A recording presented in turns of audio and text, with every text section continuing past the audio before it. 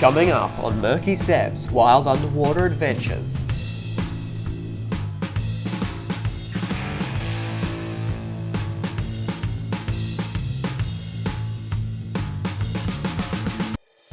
On today's episode, we're revisiting a river from our past.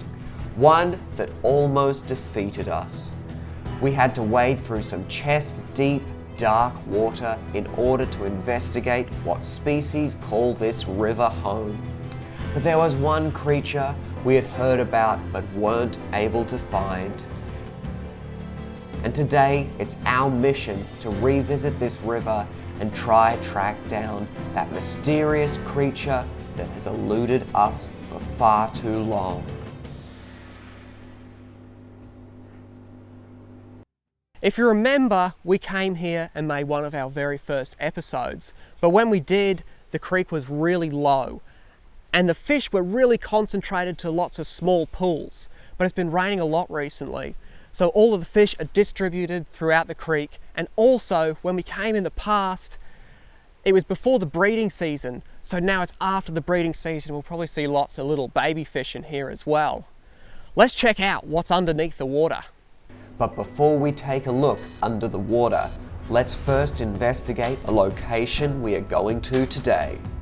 It's an ancient mountain range with several creeks flowing through its unique rainforests. Locally, it's known as Mount Glorious, being situated between Brisbane City and the artificially created Lake Wivenhoe.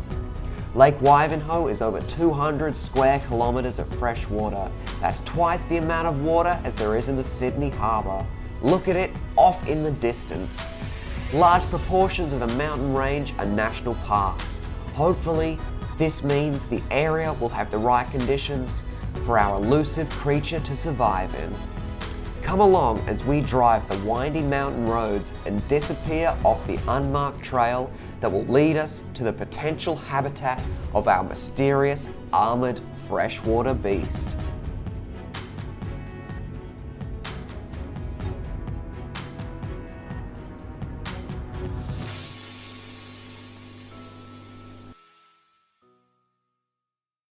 It didn't take long before we found our first creature. This little unexpected hitchhiker was trying to get a ride on my hat, but we were going on a potentially dangerous mission and I couldn't let him get harmed, so I gently lowered my hat down to this safe tree trunk where he happily disembarked to get on with his day.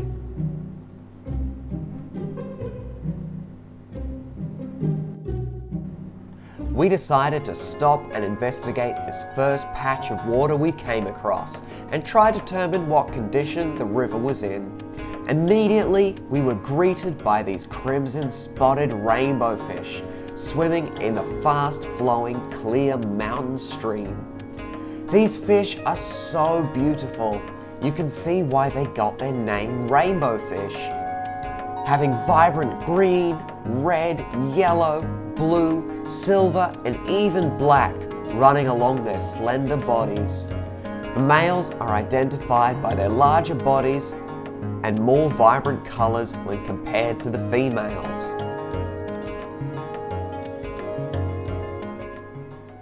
So far, the river was looking good, and we decided to head further upstream through the dense rainforest to continue on our search. It wasn't long until we found an incredible rock overhang that was worth investigating. I was in awe at the beauty of this ancient rock clearing. Somehow, a couple of hardy trees had managed to make this hostile, shady environment their home.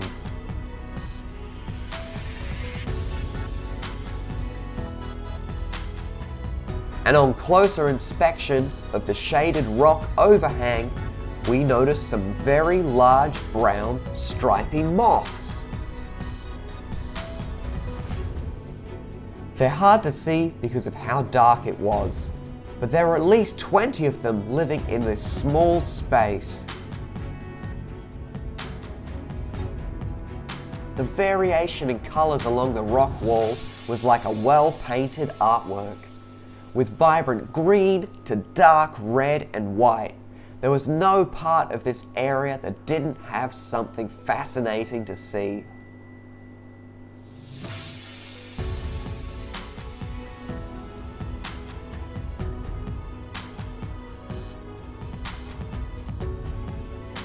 Speaking of fascinating to see, the mesmerizing way the water flowed over the rocks. Having a quick look in the water, we found some more of the crimson spotted rainbows. They were swimming in the fast-flowing current.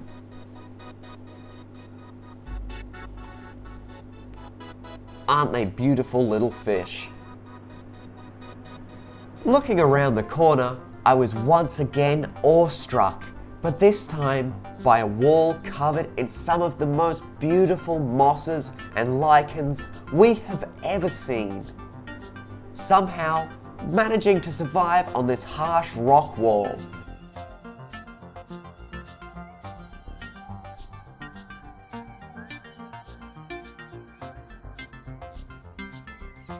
And on closer inspection, we could see that there was a constant trickle of water feeding certain areas of the rock face, providing the vital moisture required for these organisms' survival.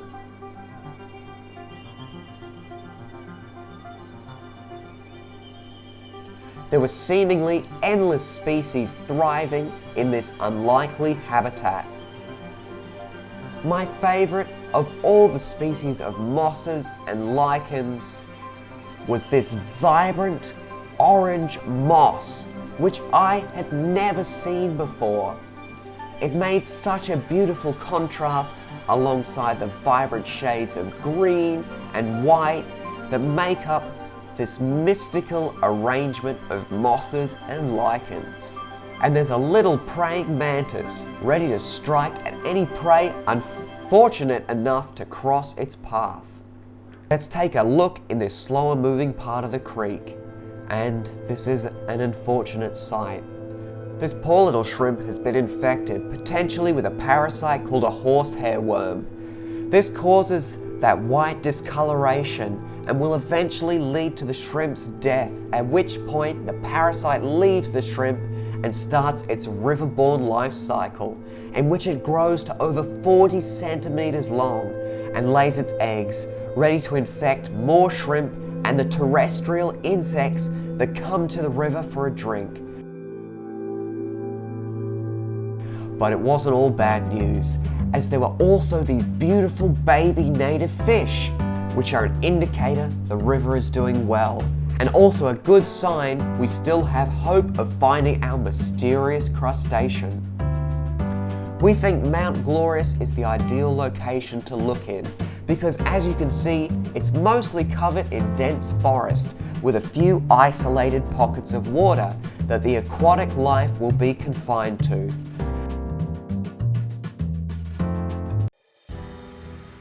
So we pressed on, following the river downstream this time.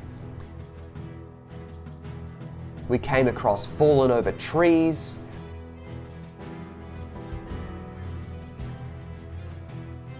beautiful ferns,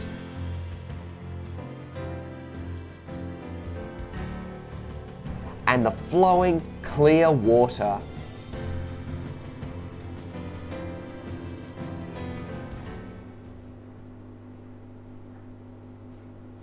But right beside the trail was an eastern coastal carpet python.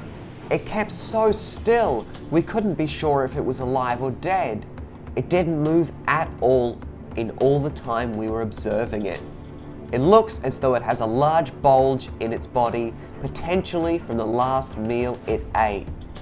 Look at the majestic pattern that snake has.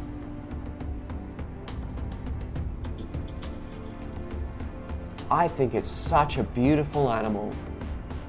I'm really glad that we got to capture it on camera. Further along was a seemingly insignificant pile of branches off to the side of where the main river flows. But what we saw under the surface was an astonishing display of life. There was hundreds of the crimson-spotted rainbows, and schooling alongside them, albeit in lower numbers, were some Marjorie's hardyheads and some smelt. The Marjorie's hardyheads look similar to the female rainbows, but have no stripes and a bluish eye with a silverish brown body. The smelt are long and thin with pale yellowish bodies. Normally, both of these species are found in schools ranging from tens to hundreds of fish in size, but they paled in comparison to the rainbows in this creek. The crimson-spotted rainbow was the first type of fish to be named rainbow fish. They got this name because in 1927, some species were sent by steamship from Queensland to Germany, which were then bred by the Berlin Aquarium. The man who sent them was called Amadeus Rudel, and he said, "I was astonished at the beauty of this fish the first time I saw it. It's like a living rainbow. There is no other fish which can compare with its beauty."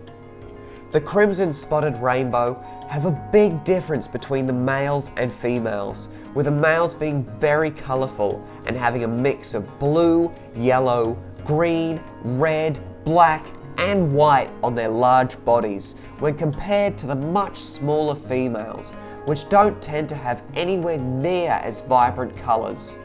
If you want to see just how beautiful these fish can be, we found some of the most colourful crimson-spotted rainbows we've ever seen in our video called A Very Mysterious Fish. These wonderful creatures hanging out on the branches are a species of long-armed shrimp. They've got the perfect spot here for their food to come straight to them. Hanging out facing the direction of the flowing water, they'll catch any bits of plant matter, microorganisms or algae floating downstream, which makes up the majority of their diet. They can vary in colour from almost transparent to quite dark, with amazing patterns along their claws and shells. Those big claws are great for defending themselves and fighting with other shrimps, and they can use them to catch small prey, but they tend to mostly scavenge about the leaf litter or hang out waiting for food to come to them. There was a seemingly endless supply of crimson-spotted rainbows everywhere we looked.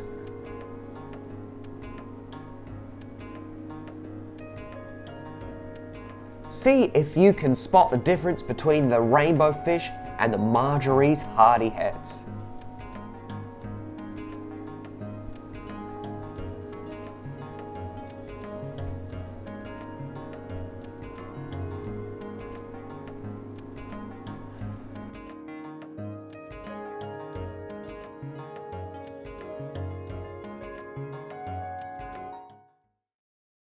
And this little creature is called a planaria. They're actually quite a dangerous predator if you're a slater or millipede, because this species leaves a sticky slime trail that traps anything unfortunate enough to get stuck in it. Then the planaria will sense it's caught something and wriggle over, then cover the unfortunate victim in slime until they drown, at which point the planaria will suck out the creature's insides. They also have the unique adaptation of being able to regenerate by fragmentation, which means if they get cut in two, two planaria will grow. If their head gets split in two, then the planaria will grow two heads. They also only have one orifice for eating and excreting waste. What a spooky creature. I'm not sure. They could be the western carp gudgeons, or they could be firetail gudgeons. They could also hopefully be empire gudgeons, because that's what we really want to find. We haven't found the empires before, and they're really cool. Well, the western carp gudgeons and the firetail gudgeons both have these nice red fins, but then like a dull yellowy body, and they're not that big. They're maybe about that big. Whereas the empire gudgeons, they get way bigger. They get about this size. And the males get this incredibly vibrant orange and black and white spots all over their fins, and they get a really bright orange head, and they look kind of like one of those butterflies. So hopefully we can find one of the empire gudgeons. I was wrong. These amazing fish weren't the empire gudgeons, but instead they were the purple spotted gudgeons. And purple spotted gudgeons are a particular favourite of mine. Just look at how colourful they are, with those distinctive purple spots running along their body, surrounded by vibrant green and maroon spots, with that beautiful blue tint on their fins by their gills. They can grow to be about 12 centimetres long, but more commonly around 8 centimetres. They range all the way from the Pasco River in far north Queensland, all the way through the Murray-Darling River system in New South Wales down to South Australia. The purple spotted gudgeon is highly threatened in parts of what used to be its habitat, but they are relatively common here in Queensland. They like to live in freshwater creeks and rivers and billabongs, and they prefer slower moving water with lots of logs and rocks and plants for them to hide in. They are excellent predators despite their colourful bodies, which they can actually change the colour of to become either darker or lighter to fit in with their environment. So they can camouflage and attack their prey without being seen. They tend to keep very still and wait for their prey to come along, which consists of shrimp, worms, small fish, tadpoles, small crayfish, and even insects if the opportunity presents itself. When it comes time for them to reproduce, the female will find a male she likes the look of, and she will deposit up to 1,300 eggs on a rock or bit of wood, or the leaves of some plant, and the male will fertilize the eggs, making sure nothing gets anywhere near them, not even mum. The male will constantly fan the eggs and protect them from any threats until they hatch, which takes up to 9 days. The male then goes off and gets on with his life. I think they're one of the coolest fish we have in Australia, and I even have some in a pond of my own.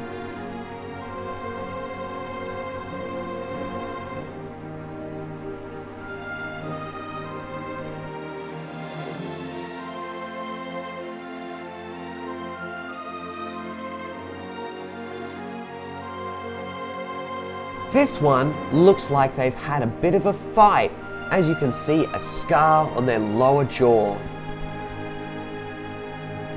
Aren't they excellent at keeping still in the water column?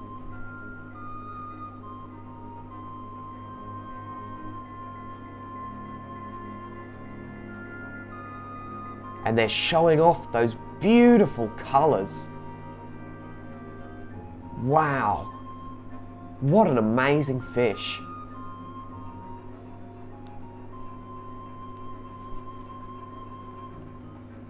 Truly one of the most colourful fish I have ever seen.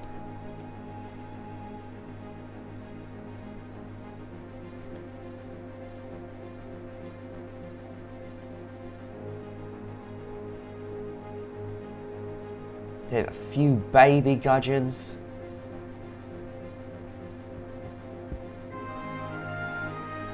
I could watch them all day.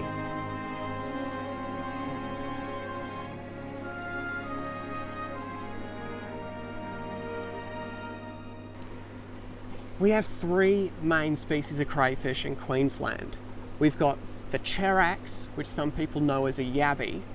Then we've got the spiny crayfish, like that big one that we found on Lamington National Park, the Lamington spiny cray. And then there's a third kind called swamp crayfish. And swamp crayfish, they're sort of a little bit more rounded and chubbier looking than the other two. They're less common, and I think this might be one. It's kind of hard to tell, but I'm hopeful that we found a swamp crayfish. And here it is, our first glimpse at the creature we've been searching for all this time. But I was wrong. It's not the swamp crayfish, it's actually a type of cherax, and this particular species is the Cherax depressus, otherwise known as the orange-fingered yabby. You can see how they get that name because of those beautiful orange tips to their claws, with their bodies being a brown or bluish colour, getting to a max size of around 9 centimetres. They're found throughout eastern Queensland and are well adapted to survive through droughts because they have these really strong claws that they can burrow deep underground to survive the rivers drying up. By making a tunnel down to the moist earth below and blocking the entrance with dirt until the water comes back, then they'll emerge from their burrow and go out searching for food.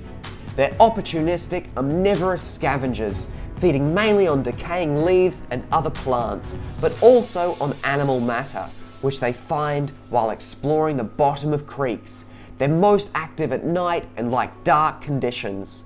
Several factors will influence when they spawn, including the temperature and oxygen content of the water.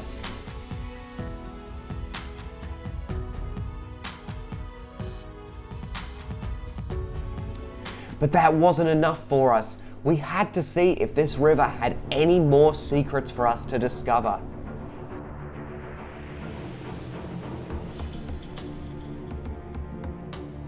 As we passed the carpet python a second time, they had changed positions. Clearly they were alive and hanging out in the last rays of sunshine, possibly digesting a meal, as there was a large bulge in the middle of their body. Such a beautiful snake.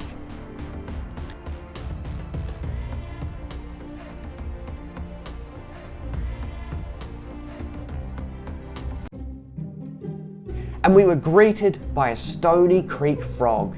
These frogs camouflage so well, we only see them when they jump. Otherwise, you can see they're almost identical in coloration to the fallen branches and ground cover they call home.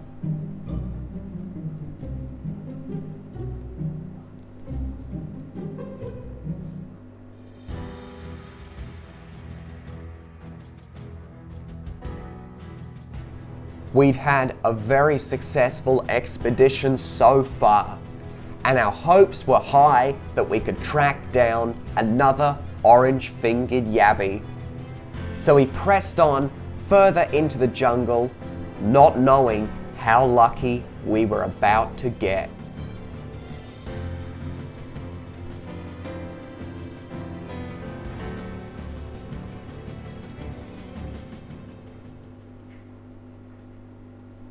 Well, last time we were here, the creek wasn't flowing where we are at the moment. It was flowing a little bit up further, but it hadn't rained in ages, so the creek had sort of been segmented into all of these pools. And some of the pools didn't get flowing water into them. Like behind me, this one was stagnant. It didn't get any water coming into it, but it was full of tadpoles. There were lots and lots of little tadpoles in there, and the water was really hot when you walked in there. As you can see now though, it's rained a bunch and the creek's flowing really well. And we've even seen some of the frogs from the tadpoles that we saw last time. Under the surface were countless rainbow fish, swimming along one of the most beautiful underwater habitats we had ever seen. These fish weren't afraid of us at all and didn't mind swimming right up to my legs to investigate what I was doing in their rarely visited home. I was so happy to see the rainbow fish in such great numbers. It gives me great hope that the species will continue on for many more years to come.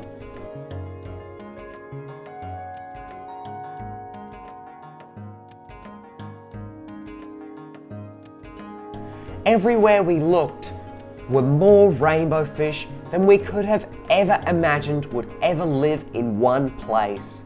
There must have been so much food to sustain this population. It's vital that we keep the few healthy rivers we've got in this condition and do everything we can to ensure the species don't disappear because of something humans do.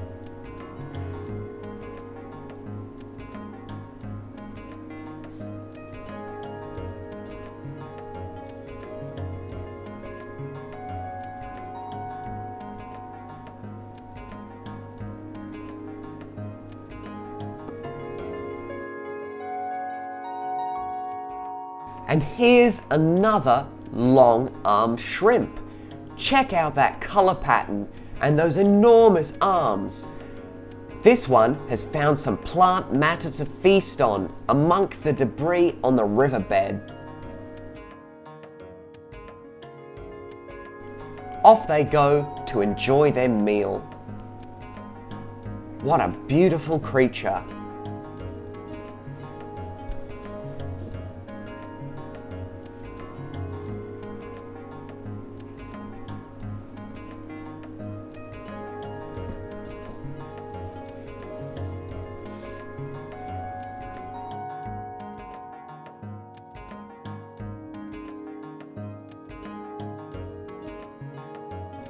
That incredible shade of blue the water had, all those beautiful rainbow fish, the stones and leaves on the riverbed was the ultimate backdrop for what we were about to encounter.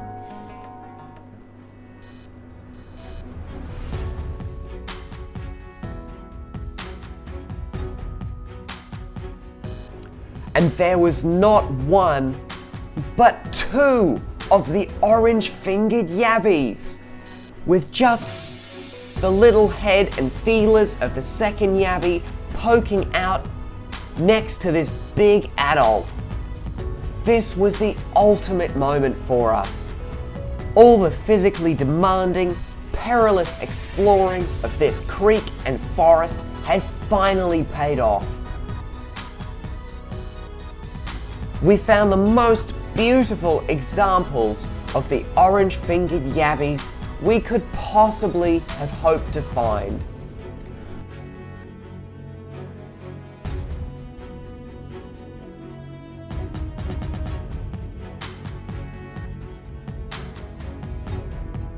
I was so happy to have been lucky enough to film not one, but three of these wonderful ancient creatures. This is an experience I will never forget, and I hope one day you too can experience finding one of these amazing creatures in the wild. But keep your distance, because it doesn't take much to startle them, and off they'll zoom to carry on with their busy lives. What an awesome day we've had at Northbrook Creek. We saw some really cool species, and it'll be great to come back here in the future and check on how they're doing in a few months' time. I hope you enjoyed learning about these creatures and seeing them in their natural environments. Until next time, keep it murky.